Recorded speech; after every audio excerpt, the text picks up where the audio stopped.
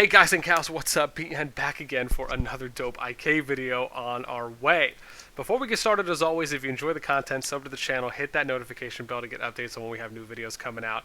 And a quick update slash amendment to my last video about farming. I just wanted to let people know that there was a partial incorrection that I made slash forgetfulness of stating, which is that you can get honor when you are attacking your farm or a city that does not have a garrison in place, in addition to getting honor from attacking with a garrison in place. I just wanted to make that quick correction because I do think it's important that for my own oversight, I do take time to make sure to give you guys good up-to-date information. Now, with that out of the way, let's dive into today's video, which is going to just be talking about the current state of affairs in Infinity Kingdom. I want to talk about an update too as well.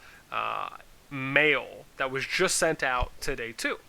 Now, I think these things are pretty important because part of it, from where I've seen IK grow from server 4 till now, is that there's a lot of great things I think that IK has, in my opinion, been doing really well thus far. Now, yes, the game is still young, right? It's what, maybe 50 days. It came out January 28th. We're now March 17th. But I do think that there's a lot of upside so far to the game, mainly because of what we've seen, not only features introduced, adjustments being made, forms of compensation when things might have gone a little wonky. Right, these I think are all good signs. And this kind of leads me to one of the things I wanted to talk about today, which specifically, as of course it wouldn't be a BN video without me keeping a yawn moment in there, is the event and chronicle compensation. Now, to some, this might feel long overdue. Essentially what they're doing is they gave every player in the game 2k green gems, saying that we feel sorry about the display bugs in Zodiac event missions and the settlement error in Chronicle. We are now working hard to fix these bugs as soon as possible. We have made it easier to complete Lord Contention in Zodiac missions. So, now, the Chronicle compensation, my assumption here is that they are leaning towards the Chronicle 13, 16, and 19 errors that we've been seeing. If so, then that would be applying to these capital ones, right? This is where, like, we had this happen in Server 6, we've had this happen in Server 8, other servers have experienced this too as well, and obviously it's good if they try to correct it earlier than later. Because when things like this happen in your big kingdom kind of timeline events, right, these are things that can kind of leave a sour taste in some players' mouths. Now, for 13, 16, and 19, these are all capitals, right? So it's level 5, level 7, level 9 capital cities. And the challenge is that in Server 6, Green actually got the reward for the level 5 capital Chronicle 13, but really it was Red who captured it first. But Green was the ones who got the payout. In Server 8, I think 2 of these, 16 and 19, if that's correct, we had Blue get the payout. Let me see here. Yeah, it was Blue, and I think 19, yeah, Blue again, right? So we had Blue get the payout, and Blue got the payout for this one too as well, but mainly 2 out of 3 of the ones were just paid out ahead of time before we even captured a level 7 or level 9 capital. So, again, it is good. Again, that they are fixing and working on these things, addressing it, and then also compensating players, right? Can't be mad when you're getting free rewards, and I think at the end of the day, it's something that just needs to kind of be fixed sooner than later. So I am happy to see that they're working on it. Outside of that, I want to talk about features that we saw in the last update, right? Some of the big stuff we saw was to alliances with just getting a ranking boards. Right now I can look at things like top activity, right, which is a combination of daily logins, right, resource gathering, boss defeats, tech, building, gnome defeats, right. I can see kind of general, I can see tech donations, who's at the top from when it started, right. You can see time to reset 4 days, so this seems like it might end up being a weekly thing, which is even better, right. I can see top helps. I mean, just such a big thing, having the gift section that they've put in, right? So now mails that I'm going to send out or any alliance leaders are going to send out are going to be more received or more visible, better yet, over here through the alliance tab. Now, of course, they're still combined with markers, but they still will be more visible than they were before. And so, again, these are just some things that I do like that they're adding into the game compared to where the game was, I think, at server 4 months ago to where it is now.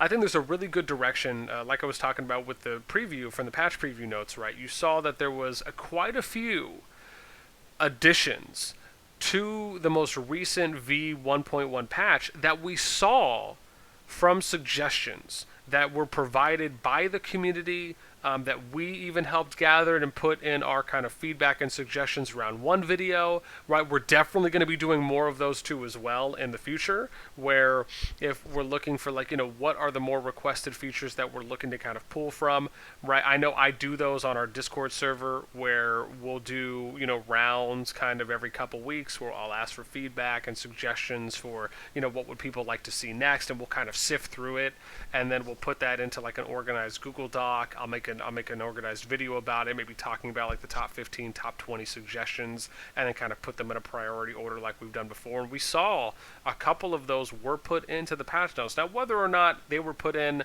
or considered because of us putting together a doc that we sent to the team along with the kind of well-organized and structured video in explaining some of the suggestions and how those could be incorporated, or if it was just because they already had these things set up to be added into the game anyways, right? Either or. I do like that we are putting together a nice organized front in some areas to put suggestions into the game, because so far it does seem like the developers and their team, right, have been receptive, right? They have been taking into consideration what the community's putting out. And I can say, man, I really like where IK is heading in. I know I've talked about this before, but from someone who's previously come from a background of playing other kingdom builders, once getting into mobile, again, games like Rock, Lords Mobile, Art of Conquest, and others, IK is such a healthy, fresh feel to the genre, in my opinion.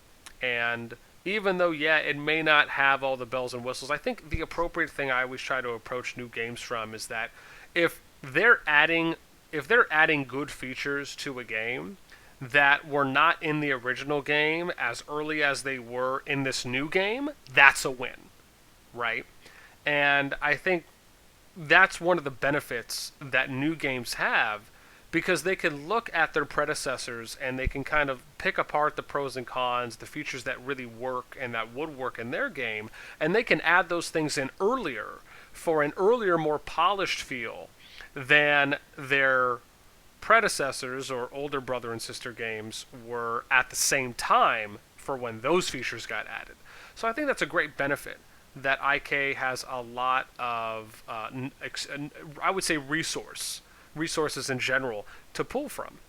And I think it's something that we can really be looking forward to and excited to see what is going to come next. Now, of course, there's server versus server. There's also the opportunity. I know I've been hearing whispers of something that could be coming up after the round 3, after the Chronicles finish, for a potential future upcoming kind of kingdom-wide event.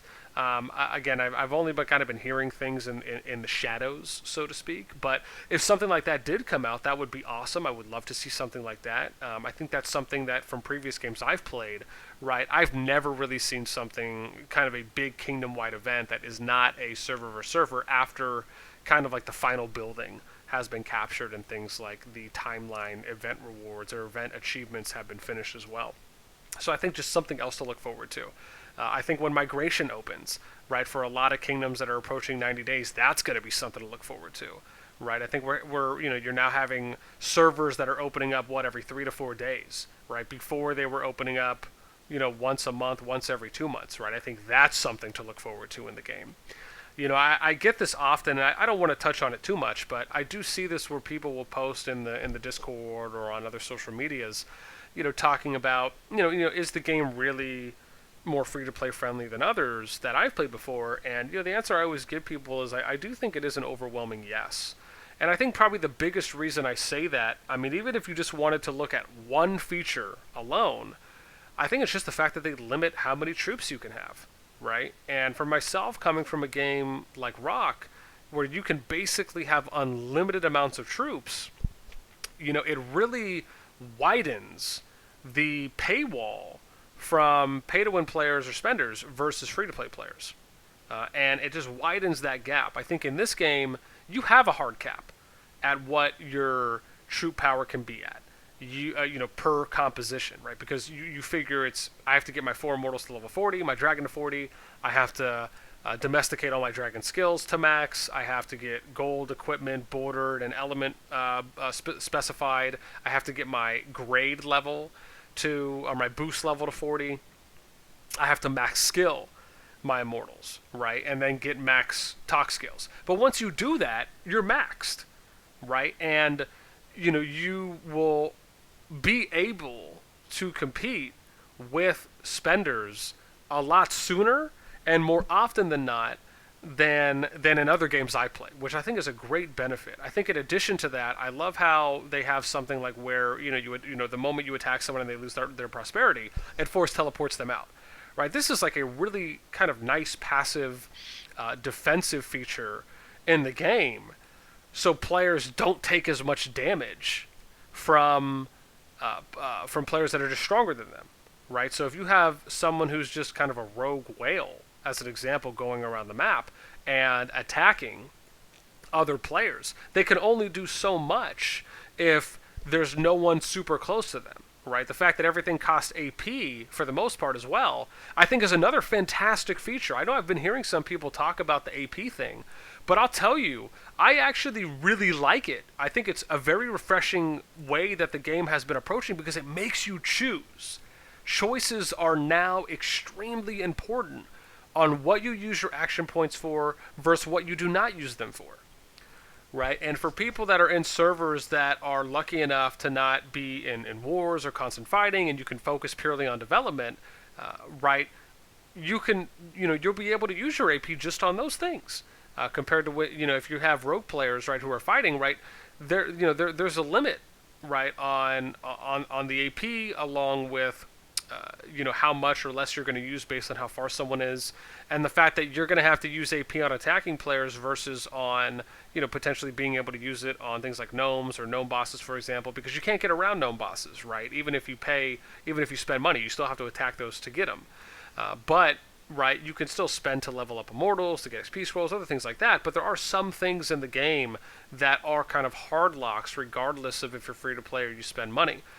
Like I said, I think the game at its foundation does just a great job of having a more free-to-play friendly approach, and that I think is probably by far the most refreshing thing for me that I've seen in a game. And yeah, it is different compared. I think most people are not used to, I think maybe most or some people are not used to attacking another player and it costing action points. At least I'm not.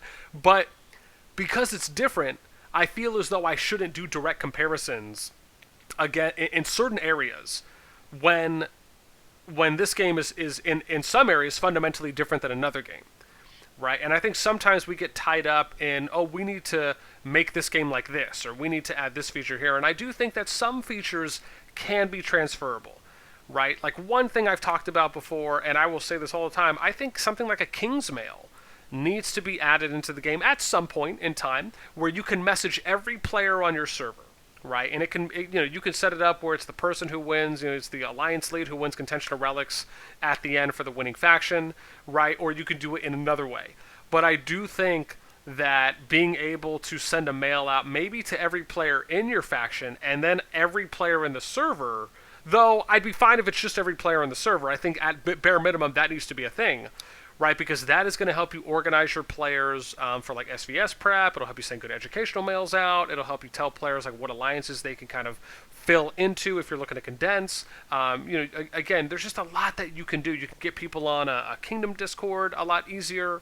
Being able to copy text from mails or messages, right, is extremely important. I think that's another big thing that could be added to as well. And I don't want to get into like a whole idea suggestion video, but I just wanted to give those brief examples when going into the previous point I was making.